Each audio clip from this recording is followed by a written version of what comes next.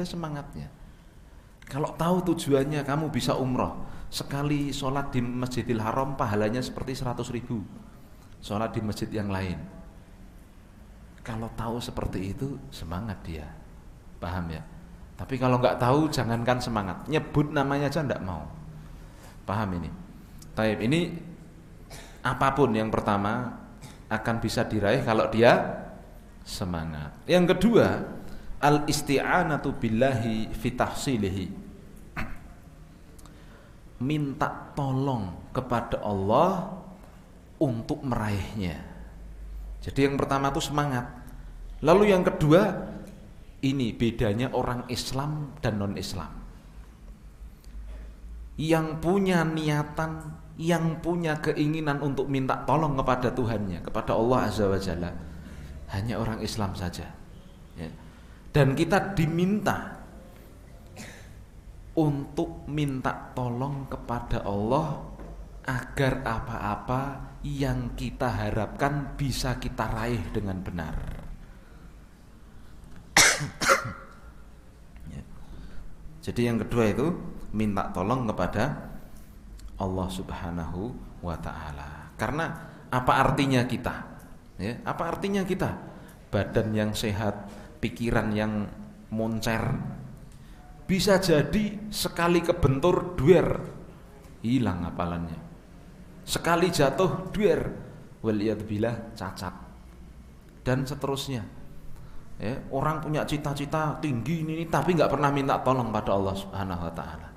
Bisa jadi dua kemungkinannya. Dia raih apa yang dia inginkan, tetapi hasilnya jelek. Yang kedua, dia tidak bisa meraihnya. Ya, maka dari itu sebagai umat Islam yang baik, kalau punya cita-cita kita minta tolong pada Allah agar Allah permudah meraihnya. Lalu yang ketiga, adamul ajzi an bulugil bughyati minhu. Tidak mudah putus asa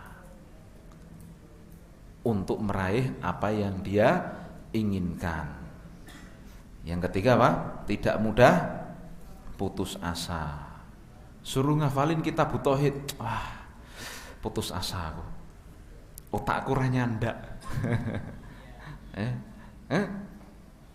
Sebenarnya tidak ada yang begitu, insya Allah ya. Ada kisah Imam Al-Kisai ya. Beliau kurang lebih 40 tahun belajar bahasa. Yang awalnya itu bermula dari beliau melihat air yang menetes di atas batu. Lama kelamaan tetesan air itu melobangi batu itu. Lalu beliau mengatakan, hatiku itu tidak sekeras batu itu. Kemudian beliau belajar, jadilah ulama yang menulis kitab-kitab dalam bab sorof. Masya Allah. Iya. Dan banyak ulama ya.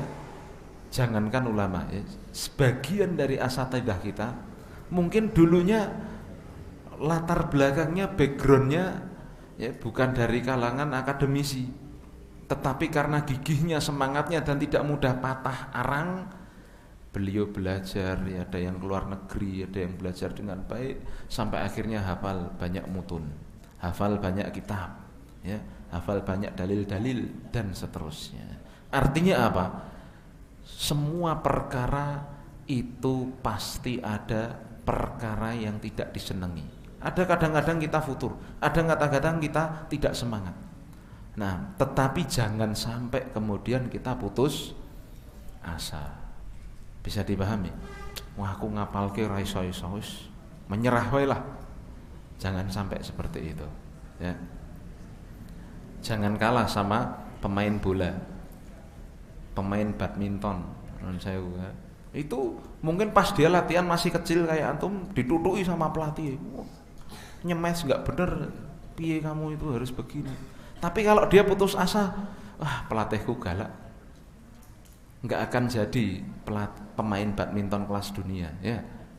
Pemain bola juga sama, dulu dionek-oneki sama pelatih waktu kecil, nendangnya nggak jigos, nendang nggak bener, harusnya begini begitu. Tiap hari disuruh latihan sampai muntah-muntah. Kalau dia putus asa, jadi pemain enggak dia? Nah, antum ini orang-orang anak-anak kaum muslimin yang suatu saat antum akan memikul tanggung jawab dakwah. Tanggung jawab dakwah. Ya, antum minimalnya mendakwai anak istri dengan baik dan benar. Suatu saat antum bisa lagi mendakwai masyarakat di sekitarnya. Ya, dan itu nanti akan ketemu yang namanya celaan, hujatan, ya, ketidaksetujuan dan seterusnya. Kalau dari awalnya orangnya mudah putus asa, kira-kira berhasil enggak itu? Nah, maka mari dalam usaha meraih sesuatu, cita-cita apapun itu bentuknya, 3 ini harus kita penuhi. Yang pertama, semangat. Yang kedua, minta tolong kepada Allah. Yang ketiga, tidak mudah putus asa. Nah, dan itulah ya kisah-kisah yang sangat luar biasa dari semenjak zamannya Nabi sampai ulama zaman sekarang. Nabi Muhammad SAW, Allah turunkan kepada beliau Al-Quran itu langsung 30 juz atau pelan-pelan. Bahkan suatu ketika ayat Allah Subhanahu wa ta'ala itu tidak turun-turun. Ya, padahal Nabi sangat mengharapkan ayat itu turun. Nah, dalam kondisi seperti itu, apakah Nabi kemudian putus asa?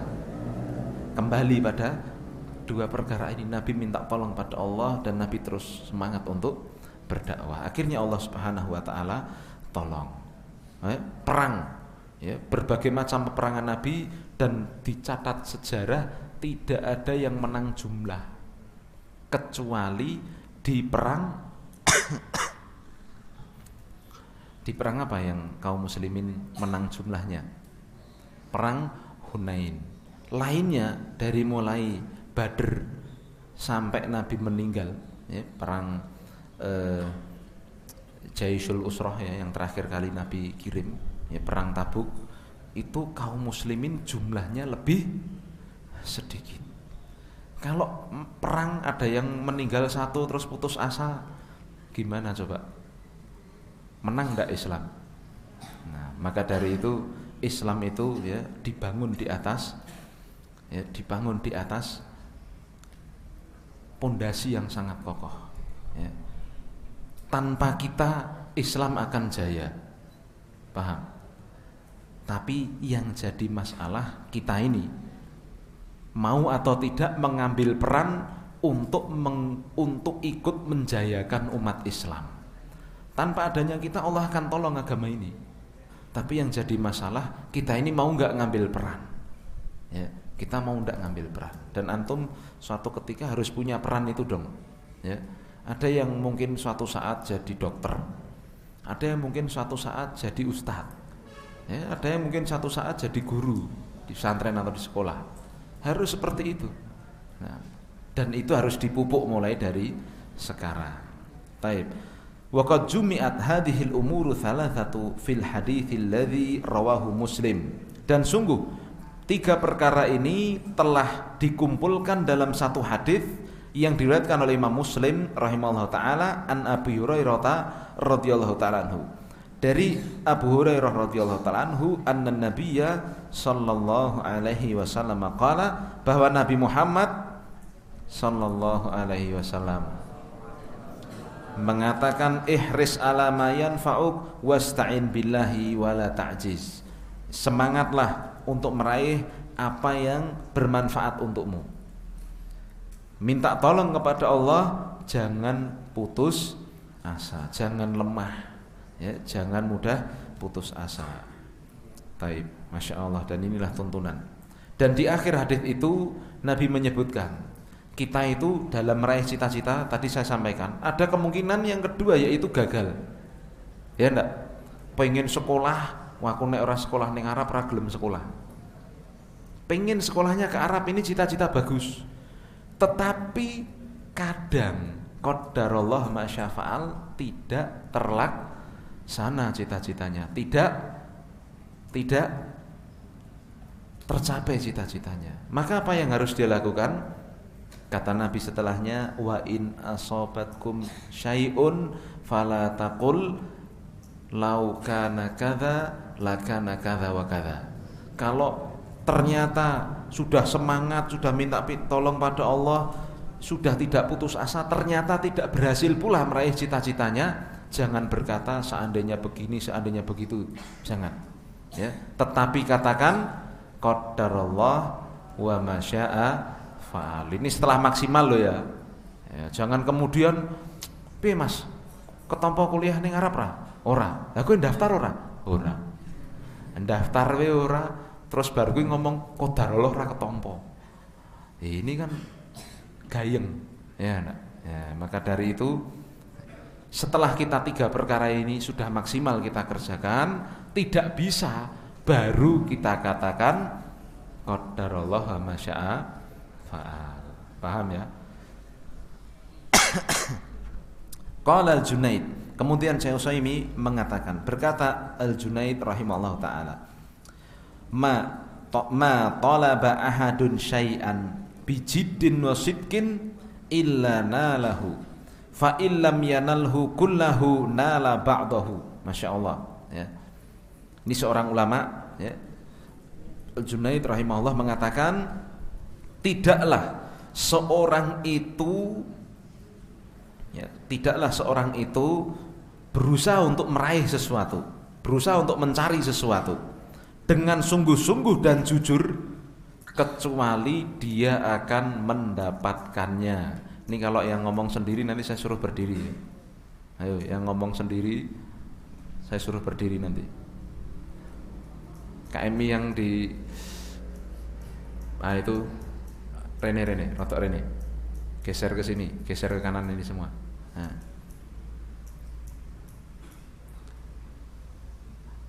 Nanti kapan-kapan kalau mau Bapak nyantum saya susul ramah di sini mau enggak? Coba antum baru Bapak antum ceramah di sini. Terus antum lunggah-lunggah ngomong-ngomong karo kancane, antum tersinggung enggak? Ini yang namanya attitude, ini yang namanya karakter. Saya enggak mau ada anak sini kalau ada orang ngomong meremehkan. Paham? Antum mungkin baru ketemu saya. Nanti suatu saat antum di kehidupan nyata ketemu orang galak, antum diajak ngomong, melengos, dipukulin bisa antum. Paham ya?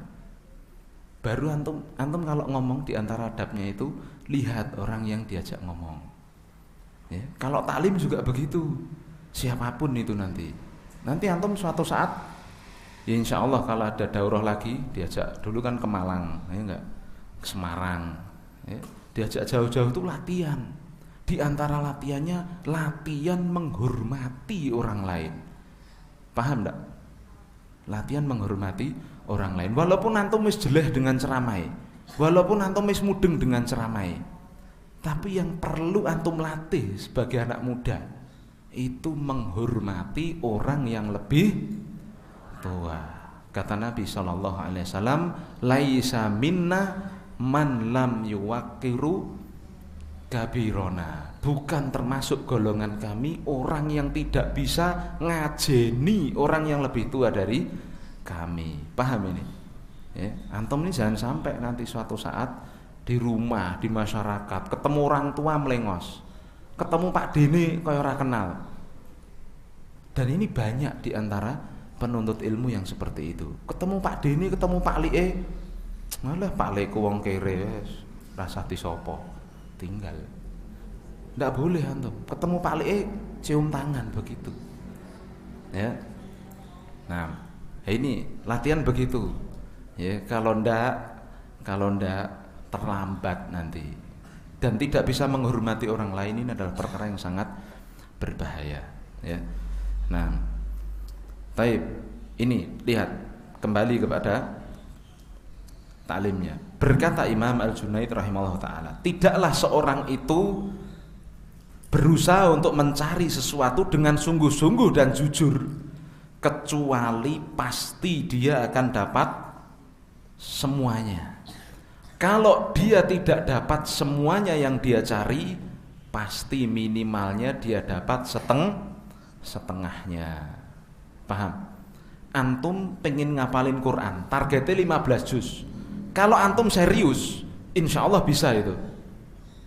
Paham? Kalau antum jujur dan serius, tidak ada yang tidak bisa insya Allah.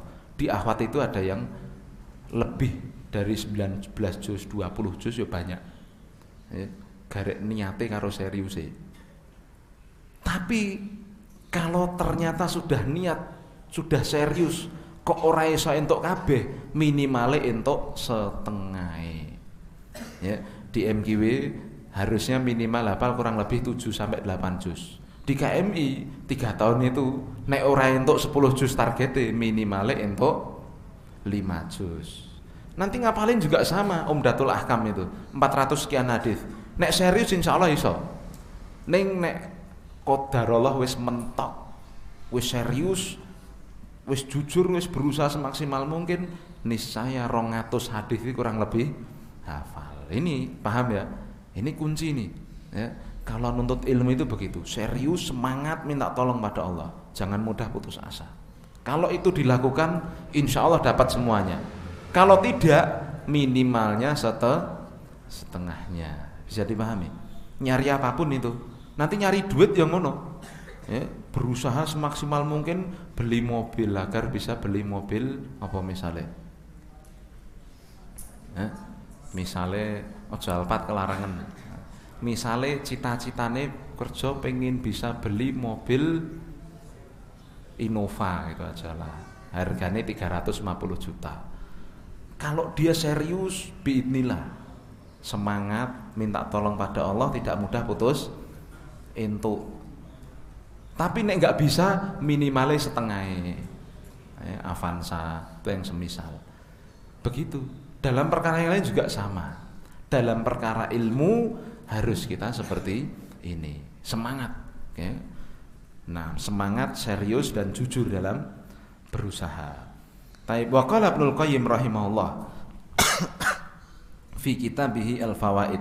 Dan berkata Imam Ibnul Qayyim rahimahullah dalam kitab beliau Al-Fawaid. Beliau mengatakan, "Idza tala'a najmul himmati fi dhalami lailil batalati wa radifahu qamarul azimati asyraqatil ardu binuri rabbiha." Masya Allah, ini kalau bahasa kita majas ya, majas personifikasi. Apa kuwi? Bahasa Indonesia ada tuh. MG harusnya ada tuh udah.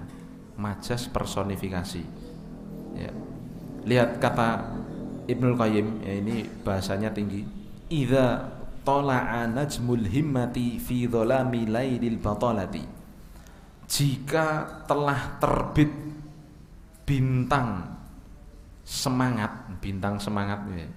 Artinya di dalam hatinya sudah muncul ya, bintang semangat, benih-benih untuk semangat di kegelapan malam yang kelam, waradifahu qamarul azimah, lalu diiringi dengan bulan tekad, semangatnya ada, tekadnya kuat, asyraqatil ardu binuri rabbiha biidnillahi azza wa jalla, maka bumi akan dipenuhi, diterangi dengan cahaya dari Tuhannya. Artinya apa? Disebutkan Syekh Utsaimin di antaranya dalam syarahnya, kalau kita selaku penuntut ilmu itu ya, tumbuh semangatnya plus tekadnya, walaupun apapun rintangannya, kita akan berusaha sebaik mungkin. Bisa dipahami itu ya. Nah, saya ya mungkin kalau kita gali, mungkin yang kita dapatkan ataupun kita usahakan ya, insya Allah di pondok ini masih sangat mudah, masih lebih mudah. Nanti kalau nggak percaya, kapan-kapan antum bisa pergi itu ya, ke Madinah atau ke Yaman ya, mau belajar dibayangi dengan roket, masya Allah ya, dibayangi dengan roket. Oh iya, karena di sana keamanan tidak seaman sini ya. Di Madinah kalau pas dingin, wah luar biasa ya. dinginnya itu dingin yang kering. Ya. Saya aja yang gemuk kayak gini kedinginan, apalagi yang tidak gemuk. Ya. Dan seterusnya. Yang namanya belajar itu rintangannya banyak.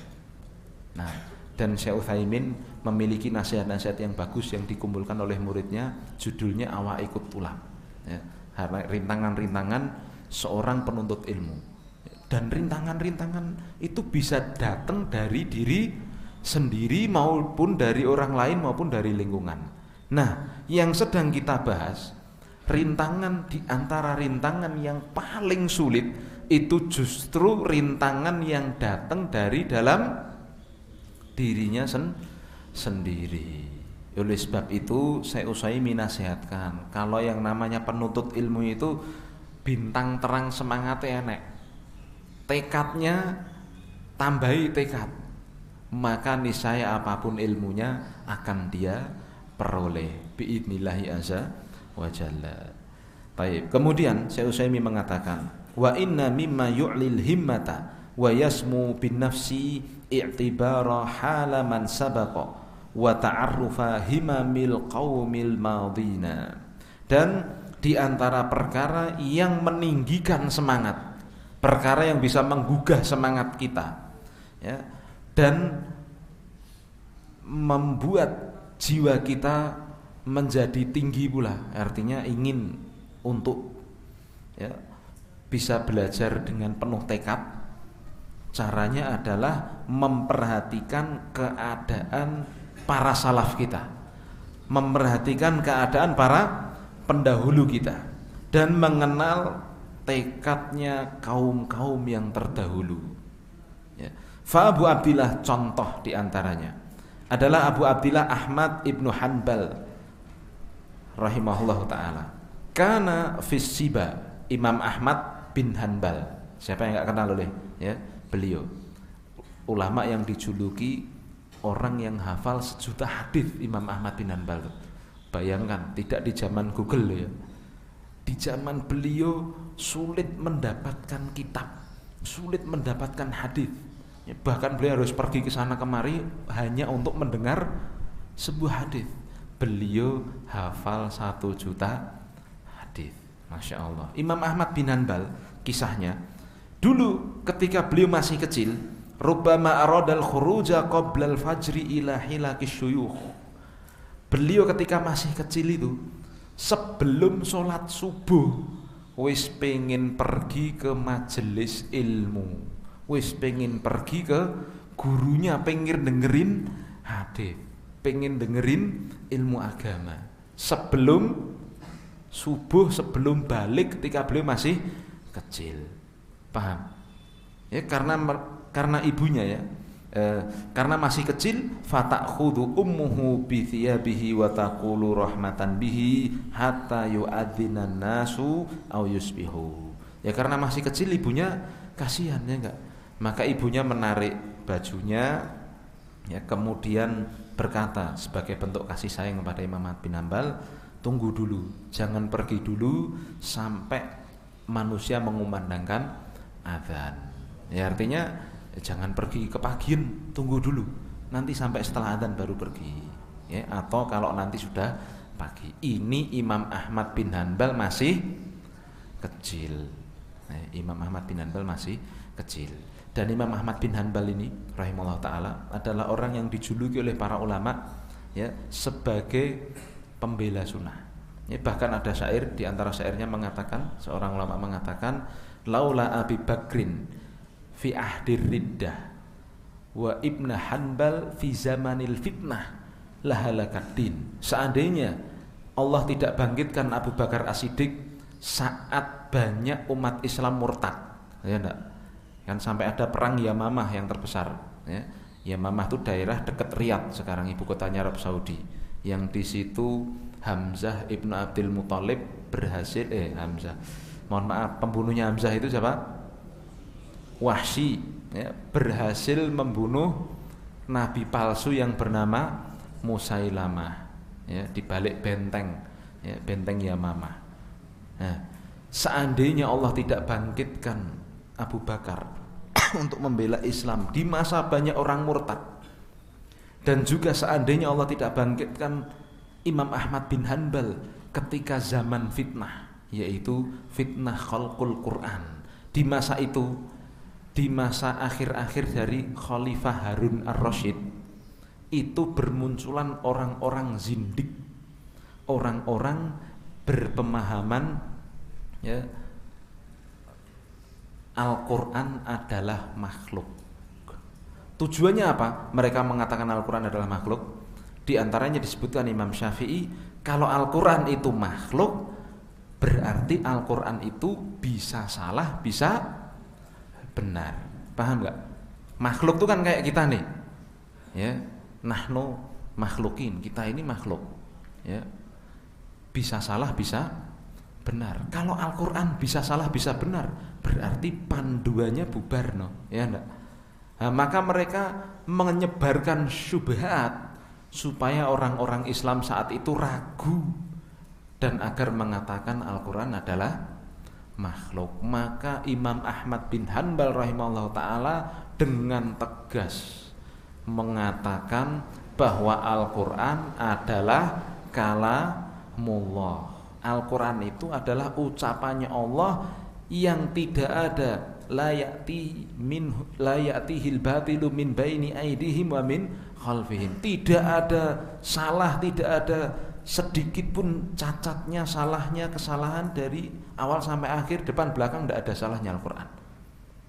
Paham? Al-Quran itu kalamullah, firman Allah, bukan makhluk. Imam Ahmad tegas mengatakan ini. Apa yang terjadi? Setelah Harun ar-Rasyid meninggal, diganti oleh putranya yang bernama Al-Ma'mun, julukannya Al-Ma'mun bin Harun ar-Rasyid, yang mana qaddaro saat itu, ya, anak-anak buahnya Bishr al-Marisi, ya, orang-orang Mu'tazilah berhasil mendekati penguasa, yang akhirnya, ya, dilakukanlah yang namanya ujian. Siapapun ulamanya yang mengatakan Al-Quran itu adalah kalamullah dipenjara. Bahkan sebagian dari mereka dibunuh hanya gara-gara mengatakan Al-Quran kalamullah, membela kalau Al-Quran itu benar-benar kalamullah. Sampai segitu fitnahnya. Dan banyak, ya, dikisahkan ada buku yang menyebutkan para ulama yang dibantai. Ya, kalau kita bahasakan mungkin begitu, dibunuh karena tegas mengatakan Al-Quran adalah kalamullah. Nah, diantaranya Imam Ahmad bin Hanbal dipenjara dan disiksa gara-gara membela kebenaran. Masya Allah, ya. Maka Imam Ahmad itu luar biasa, ya. Dari kecilnya beliau luar biasa, dan ketika beliau sudah usia matang pun, benar-benar mempertahankan kebenaran dengan jiwa dan raganya. Masya Allah. Bahkan Imam Ahmad bin Hanbal itu punya teman, saya lupa namanya saat ini. Imam Ahmad itu fitnah ini terjadi sampai 3 khalifah, ya, Al-Ma'mun, Al-Mu'tasim Billah, lalu satu lagi adiknya, saya lupa namanya, ya. Nah, ketika di zamannya Mu'tasim Billah ini sebenarnya orang yang luar biasa, ya, tetapi karena ditipu dayani oleh orang-orang Mu'tazilah, ya, jadi sesat. Maksudnya jadi sebagian keputusannya salah. Sampai-sampai, ya, saat itu temannya Imam Ahmad bin Hanbal itu digantung di pintu masuk kota Baghdad, sampai dibiarkan terus sampai kerangkanya kelihatan, kurang lebih 5 tahun. Luar biasa, ya.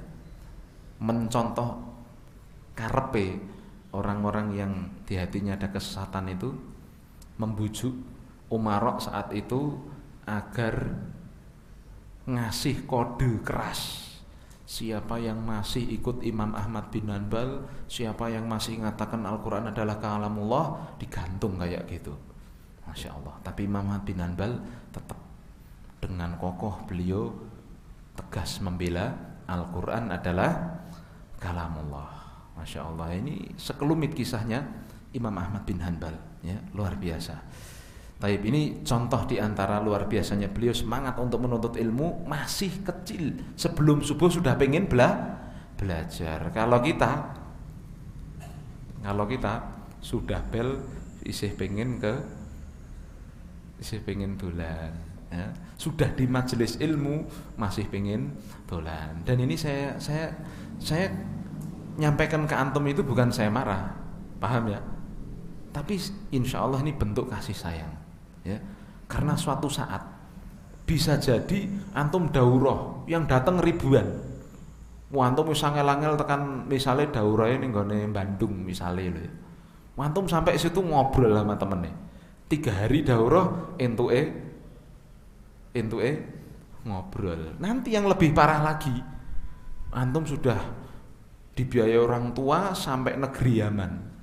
Oh, sampai sana karena penyakit ngobrol di majelisnya ada, tidak menghormati, ya. Yang ngisi majelis tekan kono yo ngobrol. Ning Yaman setahun mulih-mulih yo jadi ahli ngobrol, bukan jadi ahli ilmu. Paham ini? Ya, artinya seperti ini harus kita cek dari sekarang. Kalau kita punya penyakit ya kurang lebih seperti itu, tidak menghormati orang lain, ya. Kalau sedang dinasihati malah marah, kalau sedang dinasihati yang baik malah tidak mau. Seperti ini harus kita obati pelan, sedikit demi sedikit. Nanti kalau urusan kemarin kita datang di majelisnya Syekh Utsaimin, yang datang tuh ribuan, saudara-saudara. Mungkin saya tidur di pojok Masjid Nabawi, ya renek sing ngrungokne, renek sing ngerti, renek sing gagas. Turu, bahkan tidur terlentang ya ora masalah. Paham? Tetapi ya itu, buat apa kita susah-susah sampai Medina kalau ternyata sampai sana ngobrol. Dan beberapa saat yang lalu ya ada teman saya ya, Ustadz ya, alumni Jamiah Madinah, itu juga sama menasihati beberapa mahasiswa di sana, ya. Kalau sampai sana harus serius, ya. Karena berarti sudah datang ke inti dari ilmu, ya. Kalau tidak serius, eman-eman waktunya dan seterusnya. Baik. Kemudian Syekh Utsaimin mengatakan wa qara'a al-Khatib al-Baghdadi Sahih al-Bukhari, dan Al-Khatib al-Baghdadi pernah ya, ini beliau ini penulis Tarikh al-Baghdad, ya. Beliau punya kitab yang isinya itu sejarah, ya, dan diantara khususnya adalah sejarah kota Baghdad. Yang Baghdad itu sangat luar biasa kalau dibahas dari dulunya. Beliau Al-Khatib al-Baghdadi pernah membaca Sahih Bukhari semuanya kepada gurunya yang bernama Ismail Al-Hiri hanya dalam 3 majelis. Ithnani minha fi lailataini min waktu sholatil maghrib ila sholatil fajr. 2 majelis beliau selesaikan dalam 2 malam, dimulai dari maghrib sampai fajar, sampai subuh. Coba kita belajar dari maghrib sampai subuh, gelem ra? Gelem? Kuwi nek jaman saiki gurune ya teler. Muridé nyekel bantal dan seterusnya, ya. Dan majelis yang ketiga ya wal yaumil tsalits min dhahwatin nahar ila sholatil maghrib wa min mal maghrib ila tulu'il fajr. Di majelis yang ketiga itu dari duha sampai maghrib, lalu disambung maghrib sampai subuh. Subhanallah, ya. Beliau menghatamkan Sahih Bukhari. Ini luar biasa gurunya, luar biasa muridnya. Masya Allah, ini semangat orang-orang terdahulu. Wa kana Abu Muhammad Ibnul Battan awal ibtidaihi yadrusul laila kullahu. Dan Muhammad Ibnul Battan awal kali beliau belajar semalam suntuk. Fakanat ummuhu tarhamuhu wa tanhahu anil qiraati bil laili. Ini sudah tahu belum? Sudah? Sebentar ya, saya selesaikan dikit, ya. Ada seorang ulama bernama Abu Muhammad Ibnul Battan. Pertama-pertama beliau belajar, beliau sangat semangat sehingga belajar semalam suntuk. Lalu ibunya merasa kasihan. Wa kana ya'khudul misbah wa yaj'aluhu tahtal jafnah syai'in minal aniyatil 'azimah, ya. Tapi untuk dalam tanda kutip, ibunya itu kan kasihan. Beliau saking semangatnya belajar, beliau ambil lampu. Ya kalau dulu kan pelita, tintir, ya. Beliau simpen, beliau umpetin, ya, di bawah sebuah wadah yang besar. Ya tadhaharu binaum. Lalu beliau pura-pura tidur. Fa idza raqadat, kalau ibunya sudah tidur, akhrajal misbah, beliau keluarkan lampu itu, wa aqbala ala darsi, lalu beliau belajar. Belajar itu kan nggak hanya nerima aja, tetapi murojaah, ngafalin sendiri, itu belajar. Beliau malam-malam belajar sendiri, membaca, menghafal dan seterusnya. Nah, maka kata Syekh Utsaimin, fakun rajulan rijluhu ala thara thabitatun, maka jadilah seorang laki-laki yang kakinya itu menancap kuat di tanah, wa hamatu himmatihi fawqa thuraya samiqatun, dan cita-citanya berada di atas bintang Thuraya yang tinggi. Masya Allah, bahasanya puitis ya. Jadilah laki-laki yang kakinya itu menancap kuat di tanah, tapi cita-citanya tinggi setinggi bintang. Wala takun syabal badani usyibal himmati, jangan sampai menjadi, catat nih, jangan sampai menjadi orang yang muda umurnya tetapi semangatnya beruban. Ya. Nah, fa inna himmata shadiqi la tashib, karena sungguhnya semangatnya orang yang jujur tidak akan mungkin menua. Ya. Karena Abul Wafa Ibnu Aqil ahadu adkiyail alam, adalah seorang ulama bernama Abul Wafa Ibnu Aqil. Ini beliau adalah diantara ulama madhab Hanabilah. Beliau memiliki kitab fikih ini. Salah seorang ulama yang ahli di dalam fikih Hanabilah. Ya, beliau pernah mengucapkan bait syair. Beliau mengatakan, masyaba azmi wala hazmi wala khuluqi wala wala'i wala dini wala karomi, tidaklah beruban, tidaklah menua tekadku, tidaklah menua azamku, tidaklah menua tekadku, tidaklah menua pula ya fokusku, tidak pula menua ya karakterku, tidak menua pula loyalitasku di dalam ilmu, tidak menua pula agamaku, dan tidak menua pula kedermawananku, kebaikanku. Ya, wa innama tadha sya'ri ghaira sibghatihi, dan sesungguhnya yang berubah itu hanyalah rambutku yang berubah dari warna awalnya.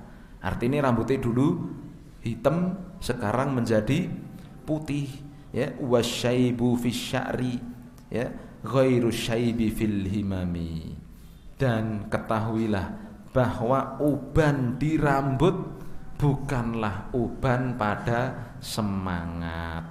Artinya apa? Ini beliau dikisahkan kurang lebih saat itu usianya 80 tahun ketika mengatakan ini. Beliau usianya 80 tahun masih semangat dalam urusan ilmu. Maka jadilah anak muda yang cita-citanya tinggi. Jangan sampai menjadi anak muda yang tua semangatnya. Bisa dipahami? Soalnya kalau masih muda tetapi tua semangatnya, sangat sulit sekali meraih cita-cita. Nah, semoga ini dipahami ya. Dan setelah ini ya sholat ba'diyah dulu, qobliyah dulu, terus sholat isya, habis itu sholat ba'diyah, baru itu pulang ke asrama. Kita akhiri subhanakallahumma bihamdika asyhadu an la ilaha illa anta astaghfiruka wa atubu ilaik. Wabillahi taufik. Assalamualaikum warahmatullahi wabarakatuh. Muadzinnya siapa? Makbul.